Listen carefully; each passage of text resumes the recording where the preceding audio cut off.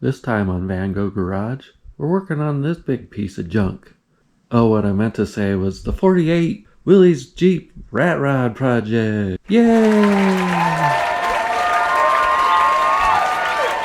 In the last video, we were welding up the frame. Just welding everything to everything and adding some more pieces. This time, we're going to flip the frame over and basically follow the same plan. So hold on to your seats, because we'll be right back right after this.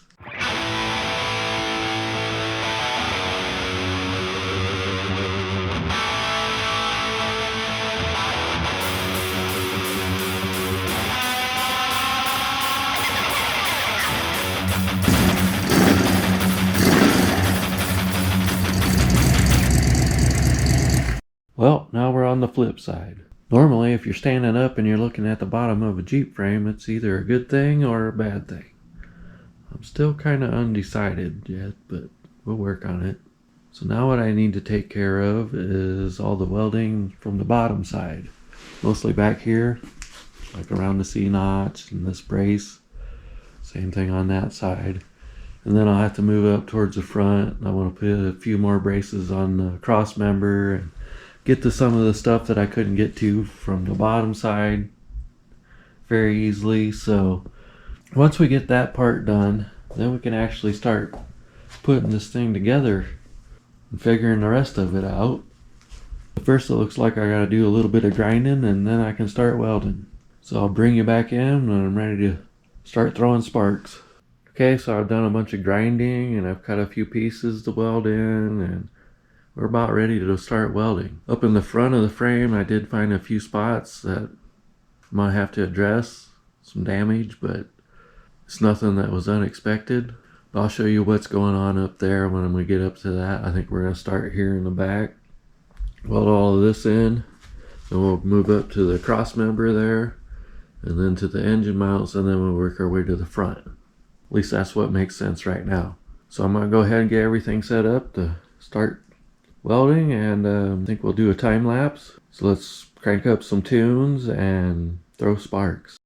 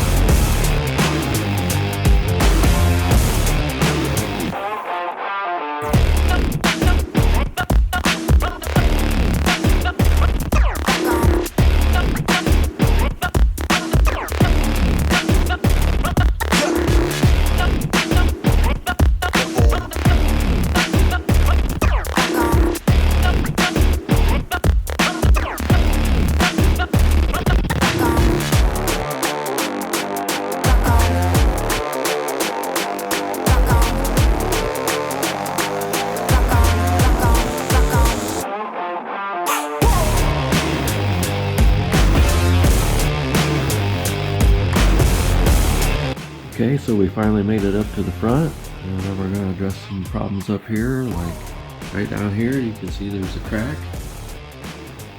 There's also a crack over here. That's why these extra pieces of metal were welded in a long time ago.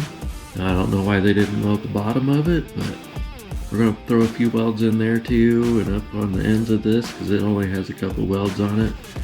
And we got basically the same thing going on that side. I don't think there's a crack, but it's definitely beat up. And then over here we also got where the frame is all twisted. But we'll deal with that later on. I'm gonna go ahead and start welding this in. I could probably just bridge this gap right here with weld, but I'm gonna go around, pick up a bunch of little slivers of metal that I have and jam down in these things. The way they're welded in there, there's no way I'm gonna be able to like hit it with the hammer and close the gap or anything. So it'll be better than what it was and a lot stronger. So that's what we're going for.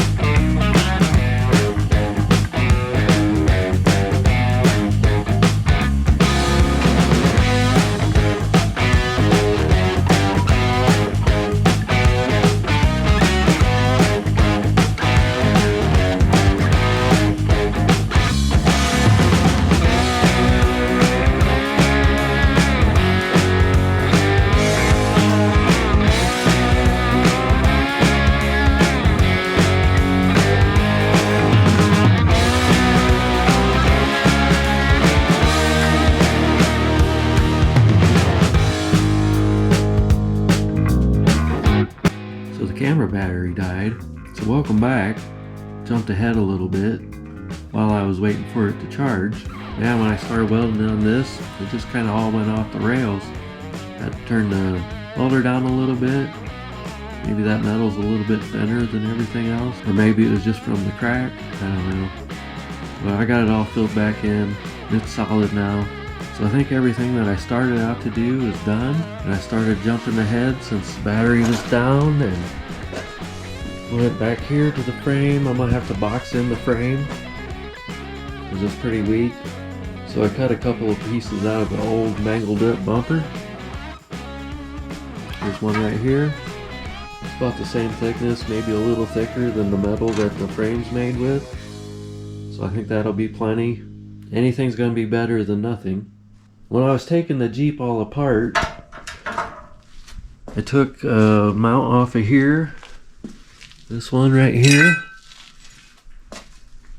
It's a body mount, and it was also the cross member mount, and it was riveted on. I probably could just weld it on, but I would just be welding onto this piece, which is welded to this piece, and it doesn't look like it's on there very good. And since I'm boxing in the frame, I'm not going to be able to get in there to do anything. So I took a few bolts and welded them on the inside of the frame coming out. So when I'm ready to put that mount back on there, I can just tighten it up, maybe put a spot weld on the nut, call it good. So the next thing I'm going to do is weld in these pieces on the frame. I probably could have done this side so it matches the frame real good, but chrome out, right? It's probably going to be the only chrome on this thing. I'm not going to finish boxing in the frame because I still don't know about where the transmission cross member is going to go, because I haven't fully decided on a transmission yet.